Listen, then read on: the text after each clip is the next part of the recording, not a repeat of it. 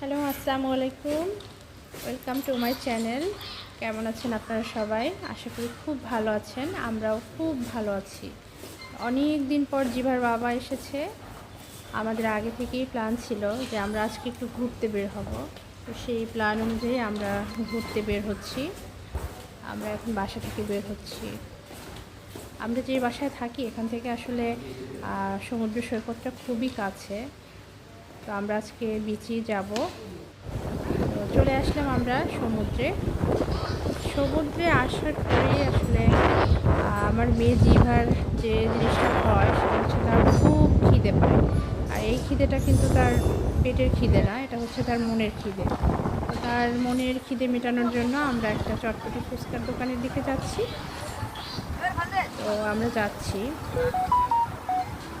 বাবার মেয়ে সামনে সামনে হাঁটছিল। মেয়ে একবারও আমার দিকে তাকাচ্ছে না।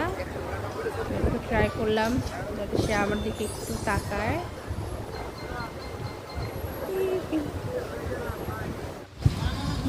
চলে আসলাম দোকানে। তো আমরা এখানে এসে চটপটি ফুচকা অর্ডার করলাম। তো ফুচকা চটপটি চলে এসেছে।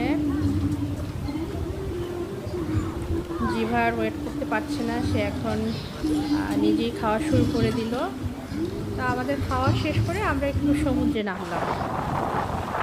সমুদ্রে আসার পরেই বাবার মেয়ে যেটা করে সেটা হচ্ছে ঝিনুক কুড়ায়। আসলে ঝিনুক কুড়ানোটা তাদের খুব পছন্দের একটা কাজ। তো প্রতিবারের মতো এবারও তারা ঝিনুক কুড়াচ্ছে। আজকের ওয়েদারটা আসলে খুব সুন্দর ছিল। সকাল থেকেই অনেক বৃষ্টি হচ্ছিল। আমরা যখন এখানে এসেছিলাম তখন অনেক বড় বড় ঢেউ ছিল। এখন অবশ্য ঢেউ এতটা নেই। তো তারা খুব এনজয় করছে।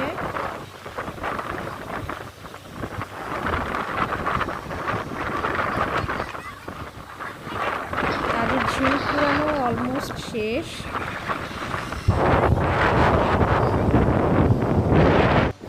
অনেকগুলো ঝিনুক কুড়িয়েছে তারা। তো সমুদ্রে নামার আগে আমরা একটা কাজ করেছি, সেটা হচ্ছে আমরা কুয়াকাটার বিখ্যাত তান্দুরি চা, এটা আমাদের পরিবারের মোটামুটি সবারই পছন্দ। তো আমরা চা খেয়েছিলাম। চা খেয়ে আমরা কিছু সময়ের জন্য ছাতার নিচেও বসেছিলাম। হঠাৎ করে জিভার দাঁতে ব্যথা শুরু হয়ে গেল। সে বারবার গালে হাত দিচ্ছিল আর বাবাকে বলছিল যে আমার দাঁতে খুব ব্যথা করছে।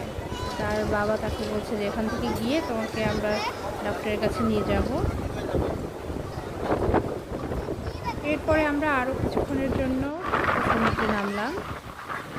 বাবার মেয়ে খেলাধুলা চলছে ভালোই, ভালোই এনজয় করছে। আজকের ওয়েদারটা আসলেই অনেক সুন্দর। আকাশের রঙটা খুব সুন্দর।